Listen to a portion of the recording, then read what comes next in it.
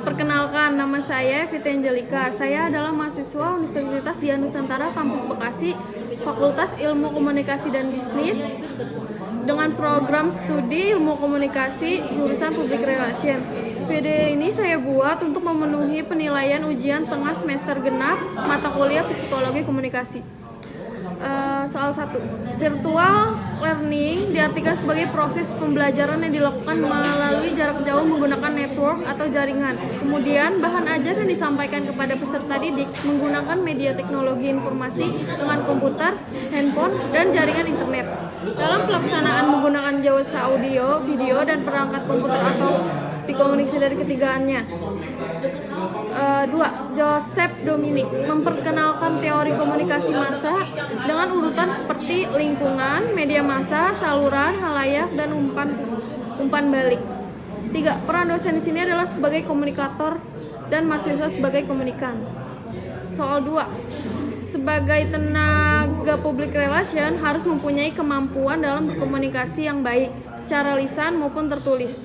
Kemampuan lisan digunakan ketika berhadapan langsung dengan pihak-pihak personal di luar perusahaan. Kemampuan berkomunikasi lisan ini terkait dengan sifat-sifat seorang tenaga public relation yang bisa menggunakan keberhasilan komunikasi. Misalnya, sikap ramah kepada orang lain, jelas dan bisa bertutur dengan runtut ketika menjelaskan sebuah masalah ataupun sebuah informasi tertentu.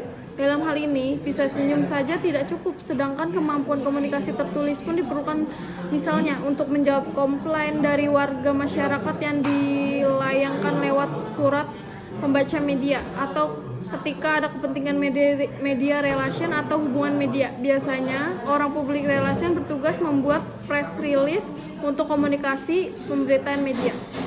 Soal 3. Komunikasi merupakan aktivitas dasar manusia. Dengan komunikasi, manusia dapat berhubungan satu sama lain dengan kehidupan sehari-hari dimanapun manusia itu berada.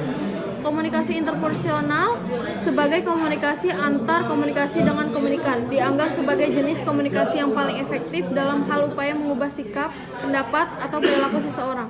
Pada prinsipnya, komunikasi interpersonal dipengaruhi oleh perangsang internasional dan perangsang eksternal.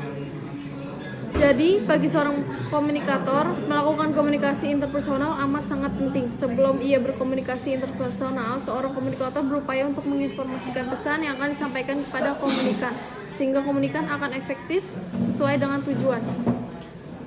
Jika setiap tahap proses komunikasi interpersonal berlangsung dengan baik, dan faktor internal dan eksternal yang berpengaruh terhadap komunikasi interpersonal berpengaruh baik, maka akan menghasilkan komunikasi interpersonal yang baik. Soal 4.